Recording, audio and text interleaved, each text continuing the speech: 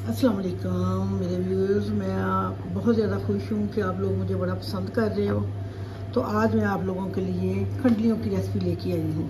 खंडलियों की रेसिपी के लिए कि इसके अंदर मैंने एक प्याज, 5-6 लहसुन की बोतियाँ, थोड़ा सा अदरक, नमक, मिर्च, जो भी आप हांडी में मसाले डालते हो सारे डाल के इसको बारीक सा पीस लिया।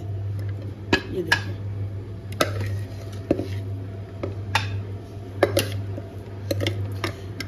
खंडलियों की रेसिपी बहुत ही मज़े की होती है। उसका शोरबा तो बिल्कुल ऐसे जैसे मछली खा रहे हो, इतना जायका अच्छा है।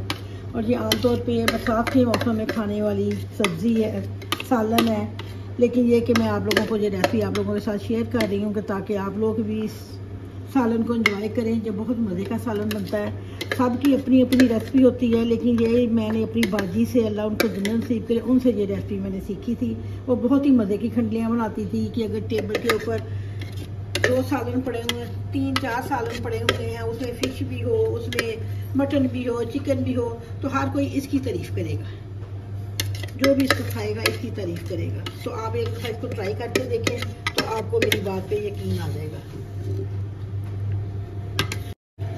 ये थोड़े से एक्स्ट्रा मसाले जाएंगे। मसाला प्याज भूनते जब जब मसाला प्याज हम फ्राई करेंगे जो उसके अंदर जाएंगे। ये सुरख मिर्च का 1 चम्मच है, ये नमक है, ये हल्दी का आधा चम्मच है, ये जीरे का 1 चम्मच है, और एक चम्मच लहसुन और अदरक का पिसा हुआ है। और ये मेथरे हैं, ये भी जब घी फ्राई करूँगी जो उसके अंदर जाएंगे। इस मसाले के, ये प्याज़ों के अंदर मैंने थोड़ी मामूली सी नमक मिर्चें सारे मसाले डाल दिए हैं, क्योंकि इसमें से थोड़ा सा मसाला बेसन के अंदर जाएगा। वो अभी जब मैं बनाऊँगी, तैयारी करूँगी, फिर आप लोगों को पता चलेगा। ये 1.5 पाव बेसन है, इधर मैंने बेसन की बुनाई शुरू कर दी है। जब बेसन भून जाएगा इसकी खुशबू आना शुरू हो जाएगी। वैसे अक्सर लोगों को मैंने देखा है कि वो वैसे ही बेसन घोल के पानी के अंदर घोल के बनाते हैं, तो उससे जो बेसन वो वाला टेस्ट नहीं आता, वो कीड़े से हो जाते हैं। तो आप इस तरीके से बनाइएगा। पहले इसको बेसन को थोड़ा सा भून लें। खंडलियाँ बनाने के लिए उसकी इब्तदाई स्टेज जो है वो मैं आप लोगों को बता रही हूँ। इसके अंदर से थोड़ा सा 1 चम्मच तकरीबन ऑयल का डालना है, और ये थोड़ा सा इसमें ये तकरीबन 1 चम्मच के बराबर ये डालना है।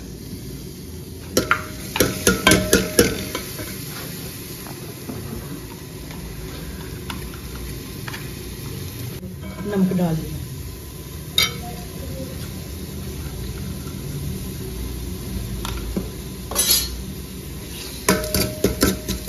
इसकी हल्की सी 1 मिनट के लिए इसकी तरफ बुनाई करनी है। ये 1 कप पानी का डाल दिया।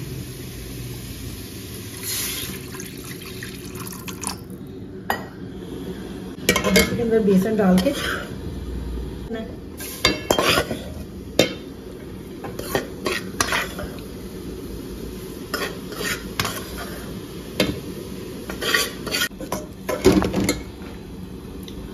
जल्दी से इसको हिला लेना। पूरी तरह डाल दें।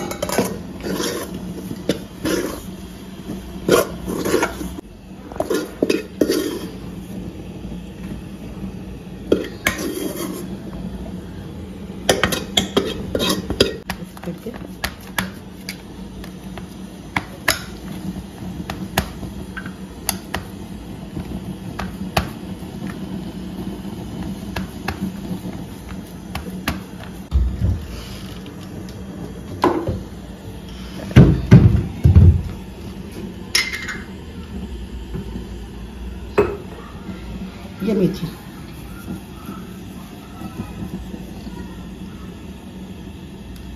ऐसे अच्छी तरह इसको प्रेस कर देना है।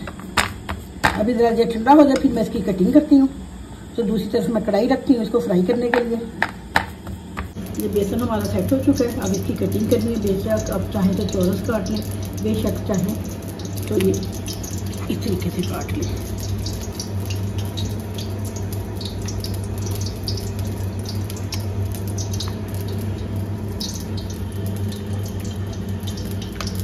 देखिए ये हमारी सेट हो चुकी है। अब इसको ऐसे चम्मच की मदद से इसको उतार देना है।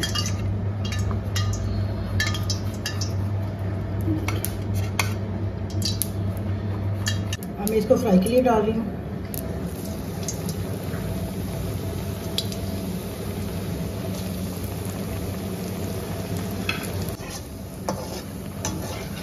ये देखें बिल्कुल टूटी नहीं है। आमतौर पे लोग इसको फ्राई किए बगैर डाल देते हैं, जिसकी वजह से इसका कच्चे पानी का थोड़ा सा टेस्ट आता है। हल्का सा बस इसको फ्राई करके अब मैंने निकाल दी इसको। ये देखिए जो मेरी फ्राई हो चुकी है।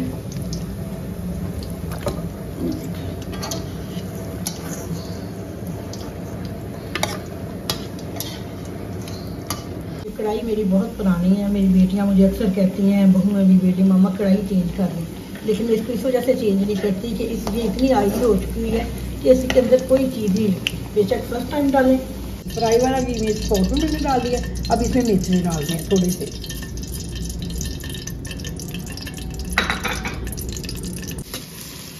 जो मैंने पीस के रखा हुआ था मसाला, वो मसाला बाकी मैंने इसके अंदर डाल दिया। ये इस वाले मसाले की वजह से ज़्यादा इसका मुख्तलिफ टेस्ट आता है।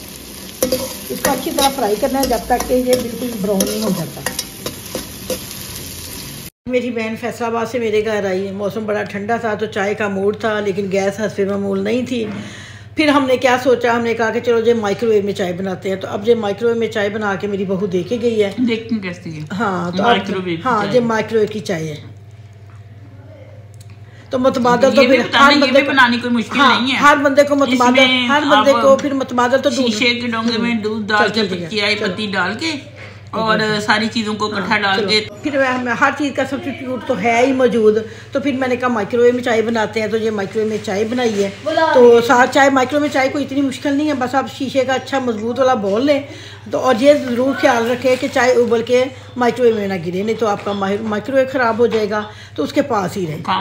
दो उबाल आएंगे तो आपकी चाय कंप्लीट हो जाएगी। तो आप ये देखिए माइक्रोवेव में चाय बना के हम लोग चिल कर रहे हैं। तो आप भी जब गैस का इशू हो तो इस तरह तो परेशान ना हुआ करें कि आप क्या करें, चाय पीने का मूड है, गैस आ नहीं रही, तो आप इस तरीके से अपनी चाय बना के तो एंजॉय करें। ये मसाला तकरीबन मेरा रेडी हो चुका हुआ है। अब ये मेरे पास 3-4 चम्मच दही के हैं। इसके अंदर ये सारे मसाले मैं मिक्स कर दूँगी।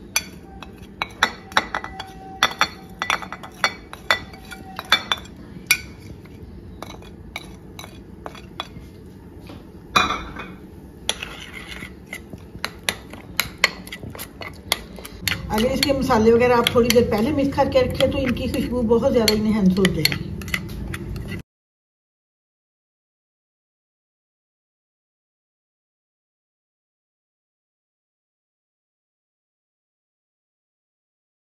पानी का थोड़ा सा चिमटा लगा के तो इसकी मसाले की बनाई हम लोगों ने तकरीबन 10 मिनट तकरीबन इसकी बनाई करनी है, क्योंकि फिर ही मसाला इसका जकड़ा होगा। टुकड़ियों की कटिंग करते हुए जिसके जो फालतू पीस बचे हैं इनको हमने ज़ाया नहीं करना, इस मसाले के अंदर ही डाल देना।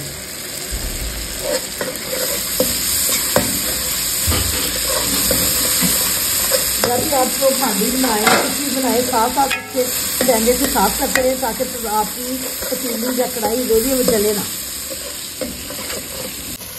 अगर आपको ज़रूरत महसूस हो कि मसाला लगना शुरू हो गया फिर थोड़ा सा पानी का छिंका दे दें। ये देखिए मसाला हमारा बिल्कुल मुलायम हो गया है। ये देखिए मेरा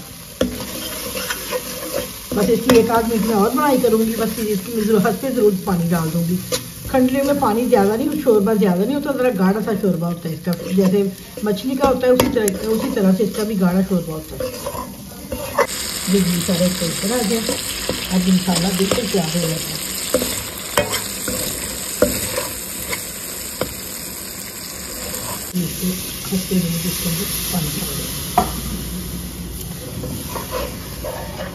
पानी मैंने डाल दिया। अब इसको एक उबाल आएगा तो ये हम जो खंडलियाँ जो हमने खंडलियाँ बनाई हैं ये देखें, ये फिर इसके अंदर ये देखें, ज़रा इसकी शक्ल देखें। ये खंडलियाँ फिर हमने इसके अंदर डाल देनी है।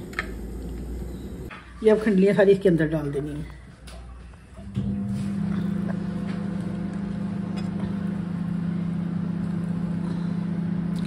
ये खंडलियों का सालन इस कदर मज़े का है कि आज मैं बना रही हूँ काफ़ी अरसे के बाद। तो मुझे मेरी बाजी बहुत याद आ रही हैं।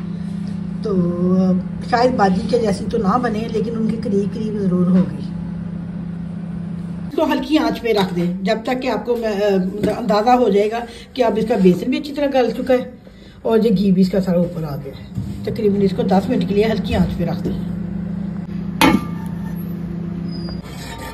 सुभान अल्लाह, सालन मेरा रेडी हो गया है। अब इसके अंदर जाएगा थोड़ा सा धनिया, ये खंडलियाँ इसकी बिल्कुल जब फूल गई ना, थोड़ी सी फूल के ये बिल्कुल मतलब नरम हो गई हैं, सॉफ्ट हो गई हैं बहुत ज़्यादा, और घी सारा ऊपर आ गया है। ये देखिए जरा किस कदर खूबसूरत शक्ल आई है इसकी। हाँ, इस स्टेज पे आके थोड़ा सा धनिया डाल देना है, ये सूखी मेथी थोड़ी सी हाथ के ऊपर मसल के इसके ऊपर डाल देनी है।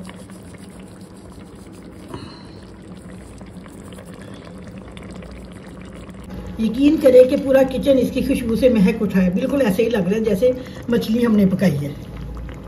कोशिश करें कि इसको चम्मच की बजाय इस तरीके से कढ़ाई या जो भी चीज़ बर्तन है आपका, इस तरीके से कोई पकड़ के इसके अंदर डालें। टुकड़ी इसकी टूटी नहीं है, बिल्कुल वैसे ही साबित है। आप एक दफ़ा मेरे तरीके से ज़रूर बना के इसको ट्राई करें।